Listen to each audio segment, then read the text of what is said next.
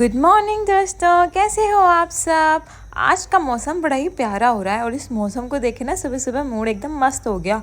लेकिन यार फिर देखा ना कि हमारी बाइक तो इस तूफान में गिरी पड़ी है तो सारा मूड खराब हो गया। फिर निकल चले हम इस बारिश में छप छप करते हुए वॉकिंग करने। यहाँ पर की हमने थोड़ी बहुत एक्सरसाइज, जिसको करके मन बड़ा अच्छा हो गया। एक्सरसाइज करने से ना पूरा दिन में जो एनर्जी बनी रहती है ना, उसकी तो बात ही अलग है। इसके बाद ये है कुछ पल जो हमने एक्सरसाइज के बाद एंजॉय किए, बड़ा मज़ा आया। फिर हम आ गए अपने घर पे आके देखा तो बड़ी ढेर सारी चींटियां थी। मैंने कहा ये और काम बढ़ा दिया वेद ने, इसने कुछ मीठा डाल दिया था जिसकी वजह से चींटियां हो गई। फिर हमें लक्ष्मण रेखा लाके लगानी पड़ी, तब जाके ये अपने अपने घर के लिए वापस लौटी। बारिश आने की वजह से छत हो गई थी काफ़ी गीली, तो मैंने कहा क्यों ना मौके पे चौका मार के इसको साफ़ कर दिया जाए। तो बस मैंने कर दी थोड़ी सी वाइपिंग। फिर आके मैंने बादाम छीले, थोड़े से अपने लिए, थोड़े से वेद के लिए और बाकी वेद के पापा के लिए। 4 बादाम खाए मैंने। फिर 2 बादाम मैं वेद के लिए लेके गई, क्योंकि उसके टेंटम्स तो इतने हाई हैं कि वो बादाम खा ही कहाँ लेगा। तो बड़ी कोशिश करने के बाद भी वो मना करता रहा। फिर मुझे उसको एक सीक्रेट वाली धमकी देनी पड़ी, जिसके बाद वो बादाम खाने के लिए राज़ी हो गया। और देखो ये इसकी स्माइल। पता है फ्रेंड्स, वेद ना नेल कटर से बहुत ज़्यादा डरता है। जब भी मैं बोलती हूँ कि मैं नेल कटर लाके उसके नेल्स कट करने वाली हूँ तो वो सब बातें मान लेता है। उसके बाद मैंने बनाई अपने लिए गर्मा गर्म चाय, क्योंकि बारिश में भीगने के बाद चाय पीने का मज़ा ही अलग है। फाइनली अब हम अपना केक बनाना शुरू करते हैं। आज मैं बनाने वाली हूँ रसमलाई केक। ये है इसका स्पॉन्ज की तैयारी। मैं यहाँ पर आधा किलो का केक बनाने वाली हूँ।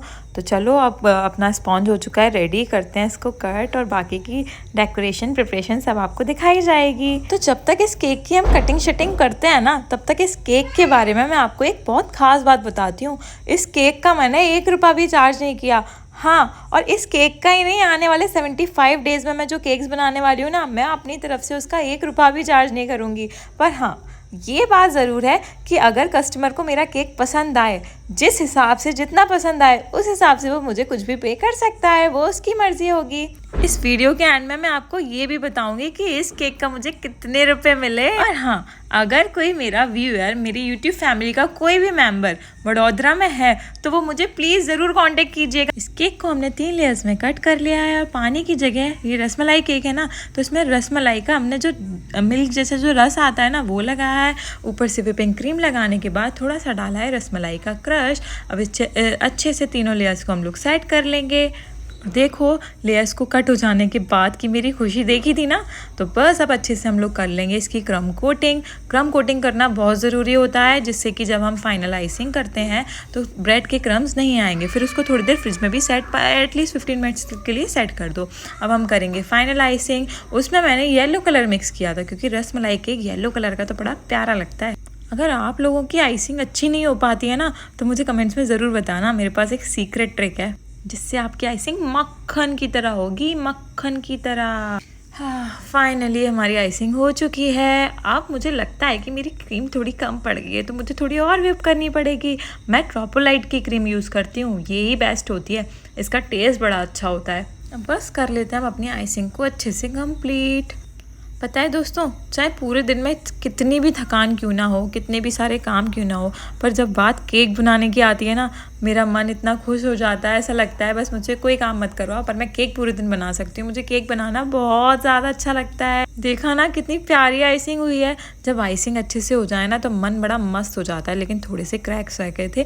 फिर ना क्या किया मैंने, सबसे मस्त ट्रिक है, थोड़ा सा गर्म पानी करो, उसमें अपना पैलेट नाइफ डुबो कर और फिर उससे आइसिंग करो। इतनी मक्खन जैसी आइसिंग होगी ना, एक भी आपको बबल नहीं नज़र आए। अब हम करते हैं केक के ऊपर की एक डेकोरेशन। उसके लिए मैं बना रही हूँ रोज़।